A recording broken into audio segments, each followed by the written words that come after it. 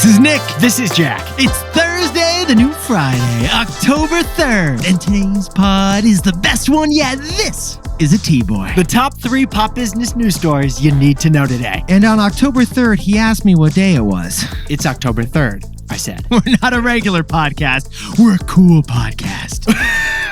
Happy Mean Girls Day. Jack, 3 stories for today's pod. What do we got on the show, man? For our first story, this podcast is free, but CNN and Reuters soon won't be. CNN and Reuters are both adding paywalls because of Harry Potter, and we'll tell you why. For our second story, would you pay $119 for a bottle of alcohol-free champagne?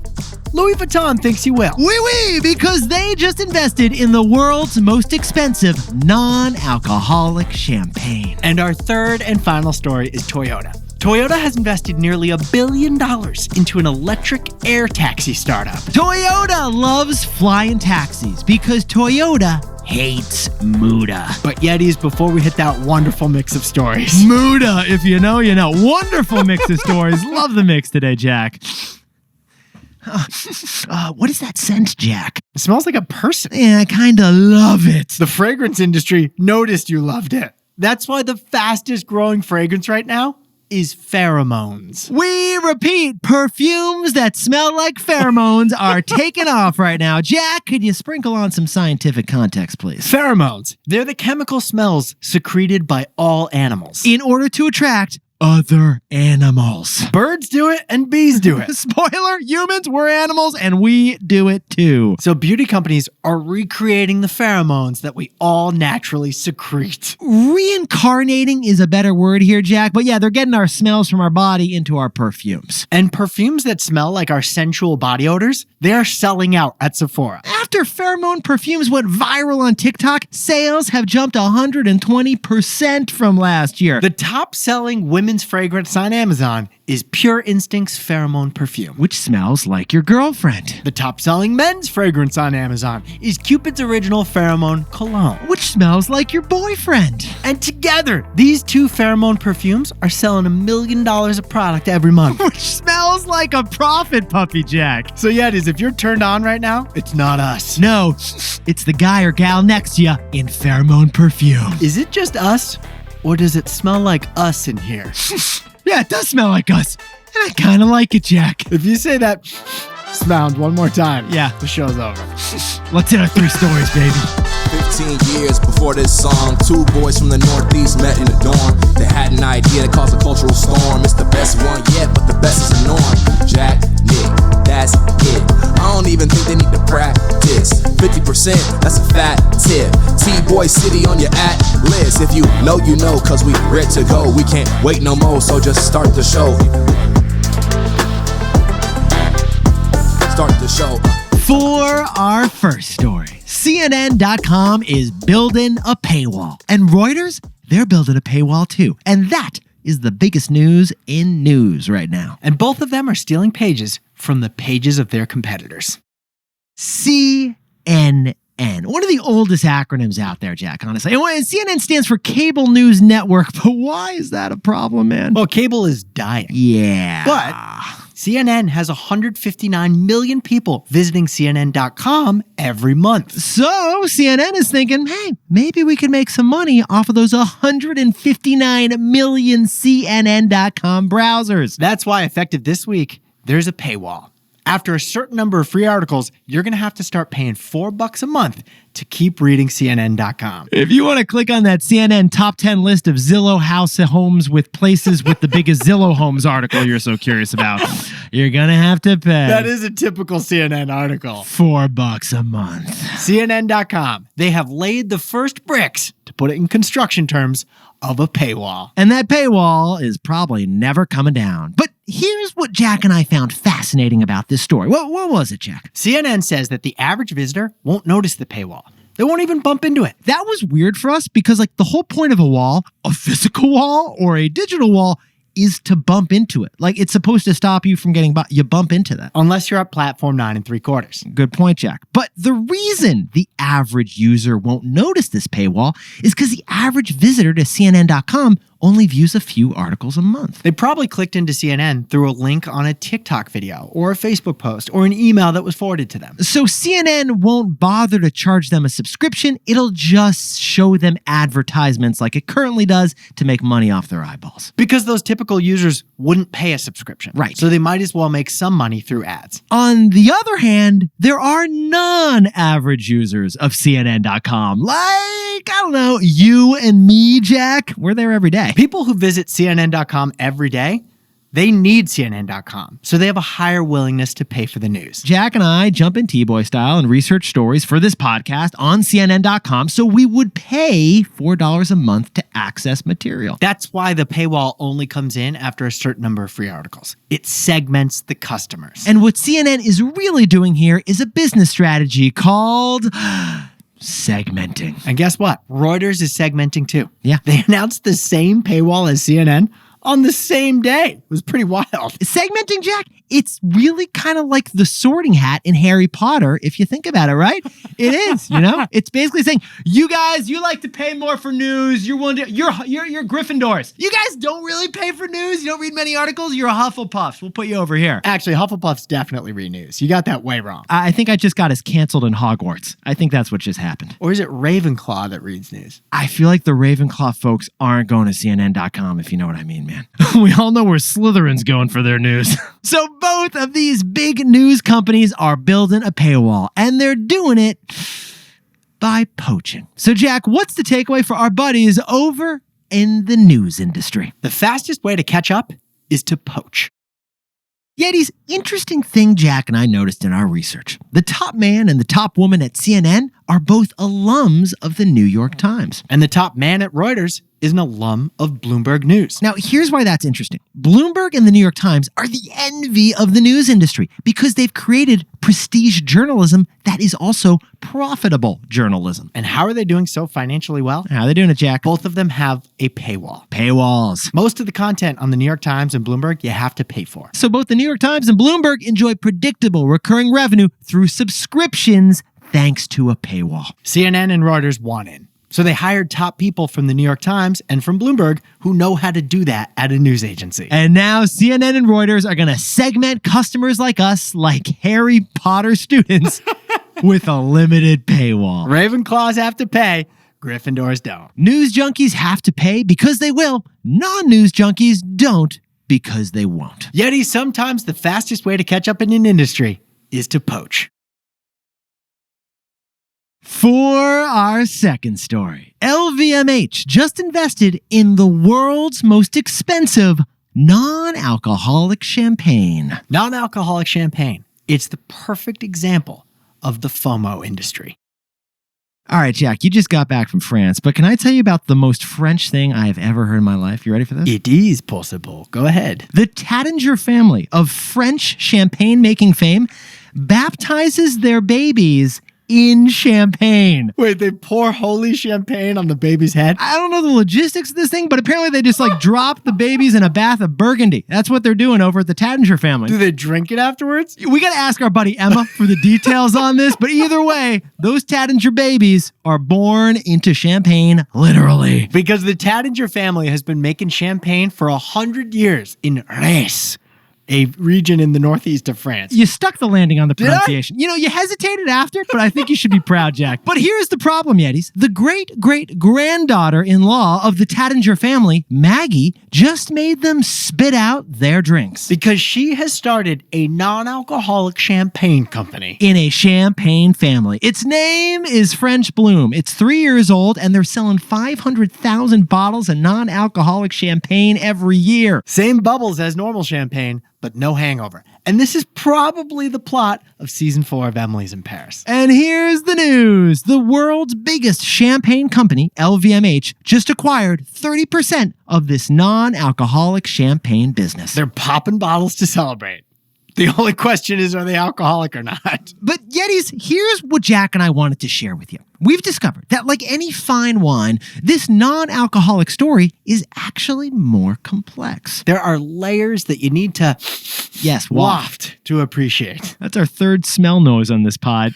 For example, LVMH's wine business is actually struggling right now. LVMH is the world's largest luxury company, and their wine division suffered 12% sales losses so far this year. That's right. Moet Hennessy from LVMH, they had the worst performing division at the entire luxury company. Another complicating factor of this non-alcoholic champagne story, for any alcohol removal, it's hardest with champagne. Yeah, it's the hardest with champagne because with champagne, you have to maintain the bubbles. Turns out the de-alcoholizing process of champagne results in a loss of 60% of the champagne's flavor. So Jack, what does the French Bloom company do to make non-alcoholic champagne? They use the richest, most sugary grapes in all of France so that when they de-alcoholize it, the flavor comes down to normal levels. They use heat, but they have to start with the sugariest, sweetest of grapes. And that is expensive. De-alcoholized wine starts with full alcohol wine and then removes the alcohol, making it a more expensive product, not less expensive. But what Jack and I find to be the most complex part about this story isn't the alcohol removal process, it's the price. Because French Bloom's vintage bottle is the most expensive non-alcoholic alcohol we've ever seen. $119 a bottle, Jack? Not possible. So, Jack, what's the takeaway for our non-alcoholic buddies over at French Bloom? Where there's FOMO, there's money. Yetis, champagne is interesting because it's one of the rare occasion-based products. You buy champagne to celebrate with a group. A wedding, an engagement, a promotion. You pop champagne to celebrate with people. So many people think a drink without alcohol should cost less because they've removed a key part of the value, drinking. But alcohol isn't really the value of champagne, is it? The value is the feeling you get clinking a glass over a toast, celebrating somebody. The buying of champagne is to toast, not to feel tipsy. So besties, French Bloom created the most expensive non-alcoholic champagne because they're really targeting the celebratory FOMO of sober people. And where there's FOMO, there's money. Hey Yetis, if you're a bestie, take a sec and hit that subscribe button. And like this video while you're at it. If you leave a comment, by the way, we'll read it. For our third and final story, Toyota just wrote a $500 million check to Joby, the electric air taxi. The greatest lesson Toyota will teach its new investment, And all of us, Jack. is the gospel of efficiency. The gospel of efficiency. But Yetis, the best crystal ball Jack and I have discovered for predicting the future, Reading the news? no, it's not reading the news. It's watching the Jetsons. The Jetsons. The Jetsons. The Jetsons. They predicted FaceTime, iPhones, and they've now predicted flying taxis. There's a publicly traded company building flying taxis called Joby. Yeah, Joby, what do they do exactly? These aircraft take off vertically like a helicopter and then fly horizontally like an airplane, and then they land again vertically like a helicopter, and they run on batteries. They're electric. And the stock of Joby jumped 25% on Wednesday on news that Toyota is leading their latest fundraise. Yep, Toyota just wired $500 million from their Tokyo HQ, which brings their total investment in Joby to nearly $1 billion. Yetis, what Jack and I are saying here is that Japan's biggest car maker will now own 20% of America's biggest air taxi company, Joby. Toyota's chief operating officer said this about the deal. Traffic is awful. So they want in on a solution that can fly right over the cars below on I-95. You're like, why is this car company buying into an air taxi company? They hate traffic. Sometimes it's as simple as that. Japanese executives want to get A to B ASAP. You don't blame them. But yet he's investing in startups like this. It's not just about the money being wired. It's also about the brains. That's right, because Joby is getting more than cash in this deal. Joby is getting IQ. Now that Toyota owns 20% of Joby, Toyota is financially incentivized to help Joby succeed. Including sharing with Joby their efficient manufacturing techniques that have made Toyota so powerful. And Nick, how about that wild statistic we found last month about how wildly efficient Toyota is? Yetis, get this. Toyota has half as many employees as Volkswagen does. 380,000 for Toyota, nearly 700,000 for Volkswagen. And here's why that's wild. Toyota is able to produce more cars than Volkswagen despite having nearly half the staff. And they generate nearly double the profit that Volkswagen does. Sit down, stand up, and buckle up again. Jack, whip it all up for us, man. On a profit per car basis, Toyota is more than 3 times as efficient as Volkswagen. Yeah, no wonder they want to get out of traffic quickly. They got a lot of money to make, Jack. And how does Toyota pull off that wild manufacturing efficiency? Well, Jack, they pull it off with our takeaway. So, man, what's the takeaway for our buddies over at Toyota? Eliminating muda. That is Toyota's competitive advantage.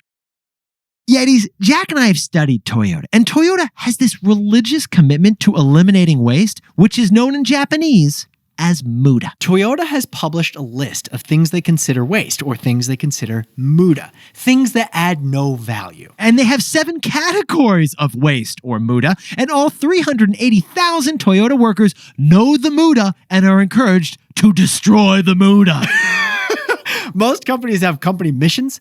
Toyota employees act like company missionaries. Toyota line workers, they speak up if they noticed one of the 7 deadly mudas is happening in the factory. And from the CEO all the way down to the seatbelt buckle installer, every voice at Toyota is heard if it's about killing muda. So, Besties, if you want to know how Toyota produces twice the profits of Volkswagen with half the workers, and why the people of Joby are so eager to learn Toyota's tricks, it's all because of muda. Everyone at Toyota is committed to crushing muda. Destroy the muda.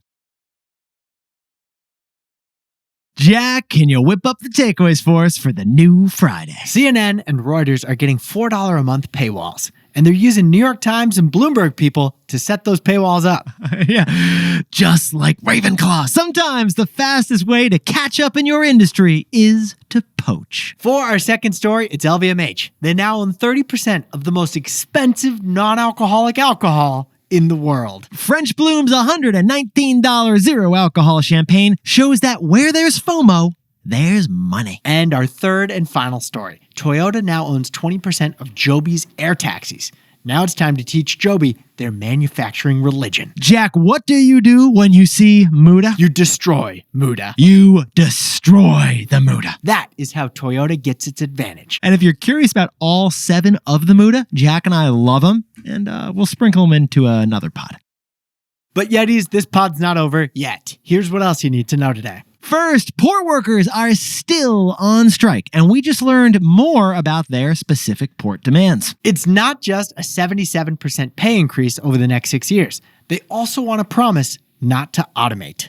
We'll see how long this stalemate lasts. And second, Tesla just announced a return to growth. Deliveries of Tesla cars climbed 6% in the third quarter from the year before. But it still missed expectations, so the stock fell. In the last 2 years, growth at Tesla has been about 13% a year. That's short of the crazy 50% per year that Elon targets. And finally, OpenAI just closed its funding at a $157 billion valuation. The biggest fundraise ever was led by Thrive Capital, with Microsoft, Nvidia, and SoftBank joining the round too. Massa. Interestingly, Apple did not participate. Why did you do that, Tim?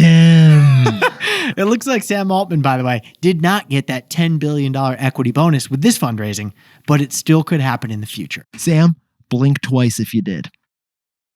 Now time for the best fact yet. This one sent in by Amy Del Prado down in lovely Florida. Push and play. Here we go. This is Amy from the US kicking off World Space Week with another fun space fact. Did you know that Jingle Bells was the first music played in space by 2 astronauts in 1965? One played a harmonica and the other played sleigh bells. Polaris Dawn made history the other week transmitting Rey's theme from Star Wars on Starlink. Astronaut Sarah Gillis played the violin back to Earth, coordinating with orchestras around the world. To all the besties and yetis out there, go check out your local World Space events to join in the celebration of space. There are events held in 90 countries from October 4th through October 11th. Jingle Bells and the Star Wars theme song.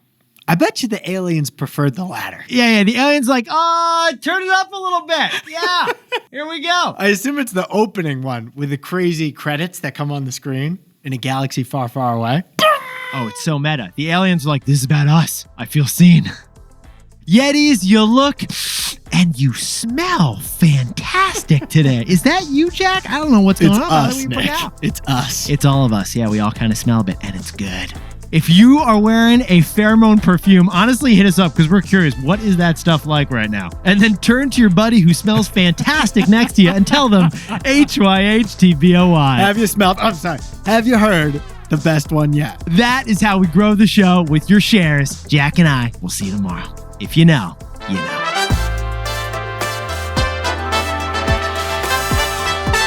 And before we go, a Shana Tova, Happy New Year to everyone celebrating Rosh Hashanah this week. And happy birthday to SpongeBob SquarePants, who's turning 25 down in Bikini Bottom. And a congratulations on the promotion to Principal Product Manager to Jack Tsai in New York City. Jack Tsai, the king of the trick shot, the financial trick shot. And happy birthday to David Hargis in Frankfort, Kentucky, who's one of the best Yeti stepdads yet. And a 30th happy birthday to Teresa Peralta down in lovely Los Angeles, but celebrating on the coasts of Mexico. And to anyone else celebrating something today, make it a TBOY. Celebrate the wins.